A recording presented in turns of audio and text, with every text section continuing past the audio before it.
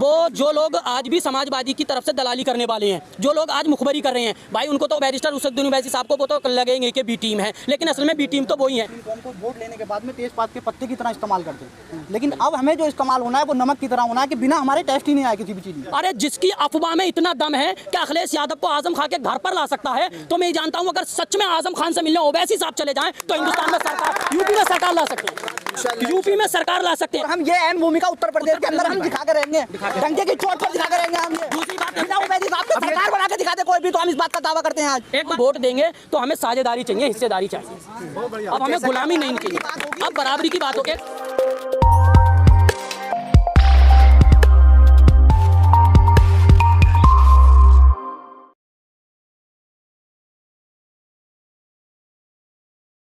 पिछली मर्तबा जिस इलेक्शन जो बिहार में हुआ था, तो नीतीश कुमार ने और तेजस्वी यादव ने दोनों ने मिलकर के बीजेपी के खिलाफ वोट मांगे थे। नीतीश कुमार ने चीख कर कहा था कि बीजेपी को अगर रोकना है तो नीतीश कुमार को और तेजस्वी यादव को वोट देना है, और दोनों ने मिलकर के सरकार बनाई। लेकिन ओवैसी साहब जब पिछले इलेक्शन में वहाँ पर गए थे तो ओवैसी साहब ने कहा था अपनी स्पीच में खुद कि आप ये देख लीजिएगा, आप ये जब नीतीश कुमार जीत करके आएगा तो उसके आने के बाद में कुछ ही दिनों बाद ये एनडीए की गोद में बैठ जाएगा जा करके, और वैसे ही हुआ। थोड़े दिन वहाँ पर सरकार बनाई, तेजस्वी यादव को उप मुख्यमंत्री बनाया, और उसके बाद में नीतीश कुमार ने जाकर के बीजेपी के साथ में सरकार चलाई, और पूरे 5 साल फिर उसको सरकार को चलाया। ओवैसी साहब ने जो कहा था वहाँ पर वही हुआ। हमने वहाँ के लोगों ने ओवैसी साहब की बात को अगर पहले ही फॉलो करते तो वहाँ पर नीतीश कुमार की जगह पर वो तेजस्वी यादव को बनाते, और ओवैसी साहब की कुछ सीटें ला करके अगले इलेक्शन में वो ओवैसी साहब को शामिल करते, ना कि नीतीश कुमार को। लेकिन वहाँ पर ये हुआ। अब कह रहे हैं लोग कि यहाँ पर जो है मतलब ये कि ओवैसी साहब ने बनवाया, तो ओवैसी साहब ने तो वहाँ पर कुल 20 सीटों पर कैंडिडेट उतारे थे, तो 20 सीटों पर आपने कैंडिडेट उतारे, 5 में आपने जिता लिए, बाकी पर तो मतलब ये बीजेपी जीती है, तो उसमें ओवैसी साहब का तो कोई रोल है नहीं। दूसरी बात ये है कि अगर हम हर इलेक्शन में यही कहते रहेंगे कि अगर बीजेपी को रोकना है तो ओवैसी साहब को वोट ना दो, हम अगर ये सोच करके हर बार ओवैसी साहब को रिजेक्ट करते रहेंगे तो मुसलमान, ऐसे समझ लीजिएगा, मुसलमान, दलित, राजभर समाज के लोग और जो पिछड़े दबे कुचले लोग हैं वो ऐसे समझ लीजिएगा हर बार अपने आप को धोखा देंगे। हम लोगों को अगर मुत्तहिद होना है तो जैसे ओवैसी साहब ने अभी बहराइच में आए थे, उन्होंने कहा था एम वाई फैक्टर नहीं चलेगा, अब जो यूपी में फैक्टर चलेगा वो A to Z फैक्टर चलेगा। तो हम लोग जो हैं अब A to Z फैक्टर पर काम करेंगे, MY फैक्टर पर काम नहीं करेंगे। देखिए MY फैक्टर पर दिक्कत ये है, प्रॉब्लम हम सबको ये है कि जैसे कि हम अखिलेश यादव की सरकार बना देते हैं, ठीक है, अच्छा विकास करते हैं वो, इसमें कोई दो राय नहीं है, बीजेपी के मुकाबले उन्होंने अच्छा काम किया था। लेकिन दिक्कत प्रॉब्लम ये है कि जब कोई भर्ती होती है, जब कोई वैकेंसी निकलती है तो वहाँ पर मुसलमान को न रख करके वहाँ पर यादवों को रख दिया जाता है। तो हम लोग भाई सरकार बनाने का ठेका लिए हैं, लेकिन जब कहीं वैकेंसी निकलेगी, जब कहीं गवर्नमेंट जॉब निकलेगी तो वहाँ पर वो यादवों को रखेंगे। तो भाई यहाँ पर इस तरीके से तो नहीं चलेगा। अब हमें भाई वोट के लिए जब हम वोट देंगे तो हमें साझेदारी चाहिए, हिस्सेदारी चाहिए, अब हमें गुलामी नहीं चाहिए, अब बराबरी की बात हो। एक बात हो, आप अभी देख जैसे आप लोग कह रहे हैं हमारी यूपी में कितनी सारी मॉब लैंचिंग होती है, माँ बेटियों के साथ में कैसे कैसे गलत उपयोग होता है। अभी एक अति नरसिंहानंद किसी मंदिर का महान पुजारी है, उसने हमारे प्रॉफिट मोहम्मद सल्लल्लाहु अलैहि वसल्लम की शान में गुस्ताखी करी। मैं मानता हूँ अखिलेश साहब सत्ता में नहीं है पर विपक्ष तो है, वो सवाल तो उठा सकते हैं, हमारे मुसलमानों का वोट चाहिए उन्हें, पर वो हमारे फेवर में कभी खड़े नहीं हुए। अगर खड़े हुए तो आप, मैं मीडिया वालों से सवाल करता हूं कि आप बताएं हमें एक बात कभी वो खड़े हुए हो तो। आजम खान साहब समाजवादी के गद्दावर लीडर हैं और सब लोग उनको मानते हैं कि बहुत ही गद्दावर लीडर हैं, और उन्होंने रामपुर में यूनिवर्सिटी भी बनाई, मुसलमान उसके की भी तारीफ करते हैं। लेकिन हमने ये देखा जिस वक्त से माननीय आजम खान साहब जेल में, तो ना ही तो मुलायम सिंह ने कुछ कहा, ना ही अखिलेश यादव ने कुछ कहा, नहीं उनकी पार्टी के राम गोपाल साहब ने कुछ कहा, नहीं शिवपाल यादव, किसी भी समाजवादी के लीडर ने उनके बारे में कुछ नहीं कहा। एक कुछ दिन पहले एक अफवाह उड़ी थी सिर्फ ओनली फॉर, और वो भी झूठी खबर थी कि माननीय सांसद बैरिस्टर उसद्दीन साहब आजम खान साहब से मुलाकात करेंगे रामपुर में आने के बाद में। दूसरे दिन ही हमने ये देखा और सब लोगों ने ये देखा कि गाड़ियों पर गाड़ियां, अखिलेश यादव को भी रामपुर आना पड़ा और कांग्रेस के लीडरों को भी आना पड़ा, और ऐसा कोई नेता नहीं था जो समाजवादी का वहां पर आजम खान साहब के यहाँ पर नहीं पहुंच गया था। अरे जिसकी अफवाह में इतना दम है कि अखिलेश यादव को आजम खान के घर पर ला सकता है, तो मैं जानता हूं अगर सच में आजम खान से मिलने ओवैसी साहब चले जाएं तो हिंदुस्तान में सरकार, यूपी में सरकार ला सकते हैं। यूपी में सरकार ला सकते हैं। हम नहीं कहते हैं, देखिए हमारे कैंडिडेट 100 सीटों पर खड़े होंगे। माननीय हमारे बैरिस्टर असदुद्दीन साहब का कहना है कि हम 100 सीटों पर कैंडिडेट खड़े करेंगे। 100 सीटों से हम मानते हैं हम अपनी सरकार नहीं बना सकते, लेकिन हमारा कहना यह है हम 100 सीटों पर कैंडिडेट खड़ा करने के बाद में हम अपने कैंडिडेटों को जिताने के बाद में अगर बीएसपी को जरूरत पड़े सरकार बना ले गठबंधन से, समाजवादी को जरूरत पड़े गठबंधन बना ले, इन दोनों के लिए खुले हुए दरवाजे हैं। और बाकी हमारे अलायंस के साथ में जो हमारा मतलब ये है राजभर साहब के सामने जो अनाउंसमेंट हुआ है उसके साथ जो हमारे दल हैं वो तो हैं ही हैं, जो भागीदारी संकल्प मोर्चे के लोग हैं वो तो सब हैं ही हैं। लेकिन बड़ी पार्टियों को अगर मान लिया अखिलेश यादव को अब इस बार सरकार बनाना है तो हमें इतना पता भाई, हमने जो है मतलब साइंस को उसको पढ़ा है, हमने अपने यहाँ के इतिहास को पढ़ा है। हमारे यहाँ यूपी में 140 सीटों पर मुसलमान निर्णायक भूमिका में है। हम 140 सीटें मुत्तहिद होने के बाद में जिता सकते हैं। 202 सीटों पर यूपी में सरकार पूर्ण बहुमत की बन जाती है भैया, जिसको मिल जाते हैं। 140 सीटें हम देंगे मुत्तहिद होने के बाद में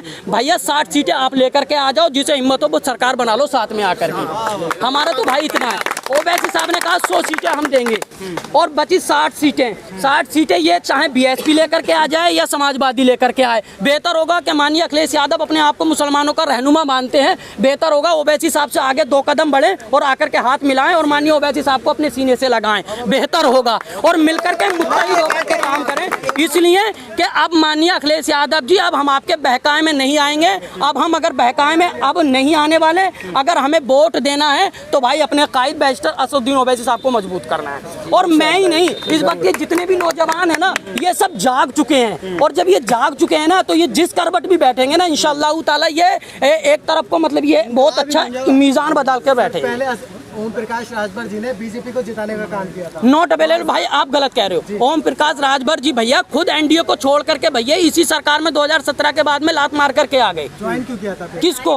अरे भाई तो ऐसे तो मुलायम सिंह ने भी एक जमाने में सरकार बनाई थी बीजेपी के साथ में, बीएसपी ने भी बनाई थी। नहीं सरकार बनती है तो बाद में देखिए मेरी बात सुनिए। राजभर साहब ने जब उनके समाज की बात को नहीं सुना गया तो उन्होंने उसको छोड़ दिया।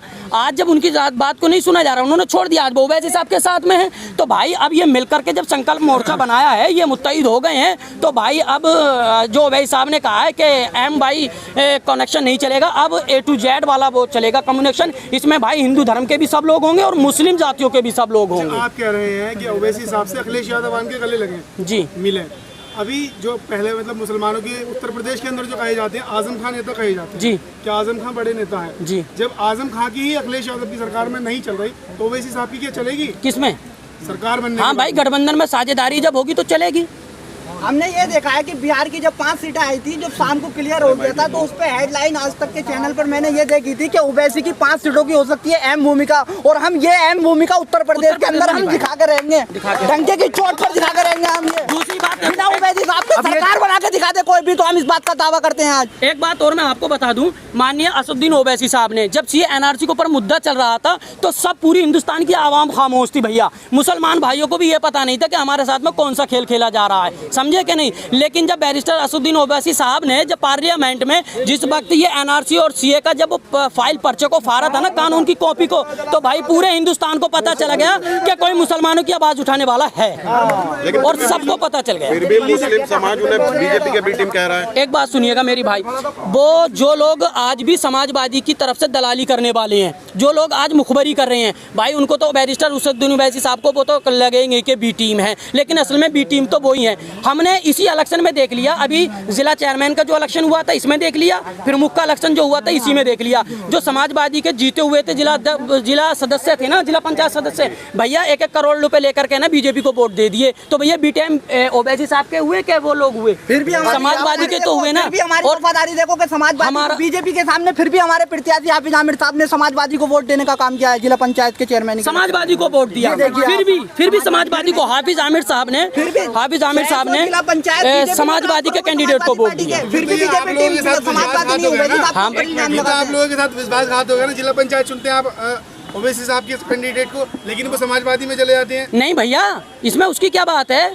उन्होंने वोट इसीलिए दिया ना कि समाजवादी का चेयरमैन अगर बनता है तो भाई उसको अगर वोट दिया तो वो उससे विकास कराएंगे, कहने के जिम्मेदार है वो, तो उन्होंने इसलिए दे दिया। अब भैया एक कैंडिडेट से हमारा तो चेयरमैन बनेगा नहीं, और हमारा जब चेयरमैन नहीं बनेगा, एक सदस्य को हमने जिताया तो भाई हम उसे घर में रखकर थोड़ी बैठेंगे, उससे भी तो हमें विकास कराना है। मतलब उम्मीद है समाजवादी पार्टी में अगर जाएंगे तो विकास होगा। भैया हमारा विकास तो होगा। के लिए वोट दिया था ना हमने। ओवैसी साहब ने बिल्कुल ये कह दिया है कि हमारे पास ऐसा दिमाग है, हमारे पास ऐसी सोच है जो हम यूपी में आने के बाद में विकास कर सकते हैं, तो भाई हमें तो विकास की जरूरत है। आप तो खैर जर्नलिस्ट हैं, आप हमसे ज़्यादा जानते हैं, पर आप भी उसी टॉपिक को पकड़ते हैं जो हमारे खिलाफ होता है। ऐसा क्यों कि आप तो हमसे ज़्यादा जानकार हैं, तो आप किस बात को उठाएंगे? जो मुद्दे की बात होगी उसको उठाएंगे। आप अकेले हैं तो समाजवादी पार्टी में जाने की जरूरत क्या, अकेले रहिए ना।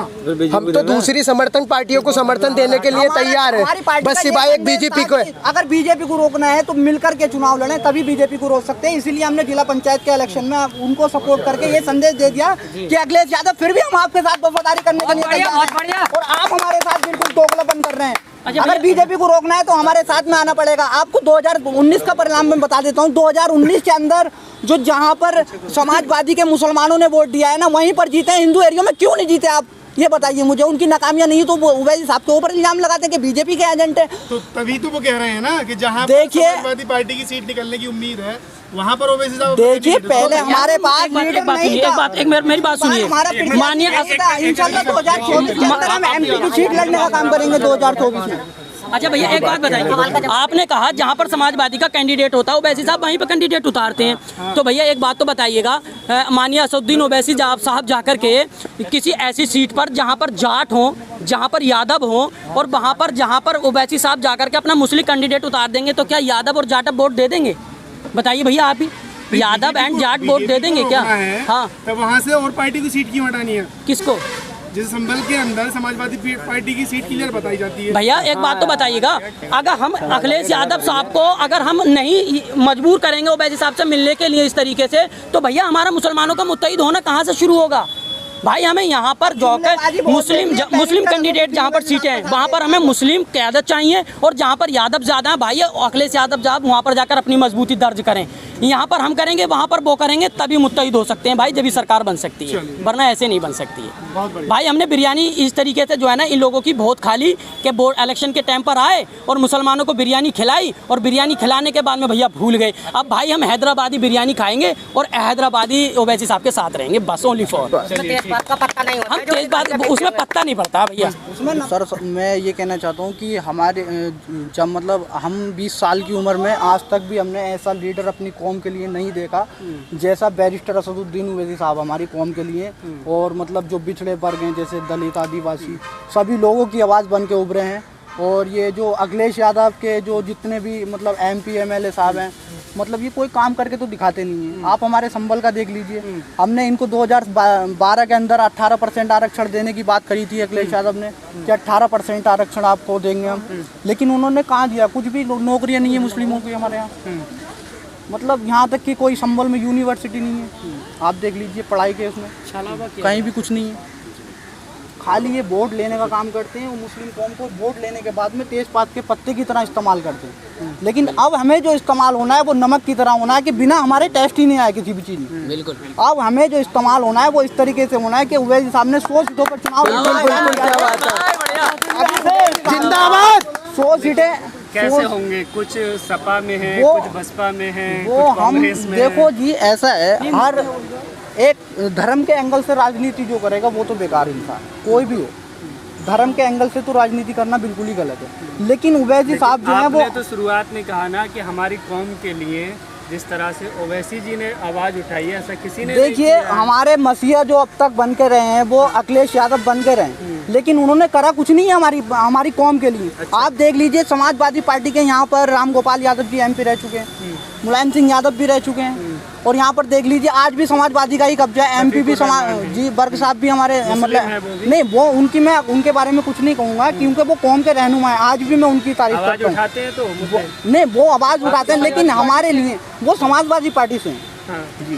तो आवाज़ उठाते हैं, आपके मुद्दे पर उठाते हैं। देखिए मैं ये कहना चाहूँगा कि जो बैरिस्टर असदुद्दीन ओवैसी साहब जो हैं, हमारी पार्टी के जो बैरिस्टर असदुद्दीन ओवैसी साहब हैं, उनके हाथ में जो कमान है ना वो हक और सच बोलने के लिए है।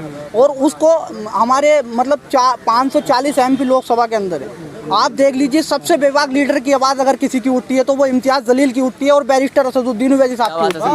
आप देख लीजिए, बिहार के अंदर हमने 5 सीटों पर कब्जा किया है। असदुद्दीन ओवैसी साहब की सीट, मतलब 5 MLA की सीटें आई हैं, वहाँ पर आप देख लीजिए, मतलब सब अच्छे तरीके से विकास की लहरें बह रही हैं। मतलब बीजेपी को एनडीए की सरकार बनवा दी?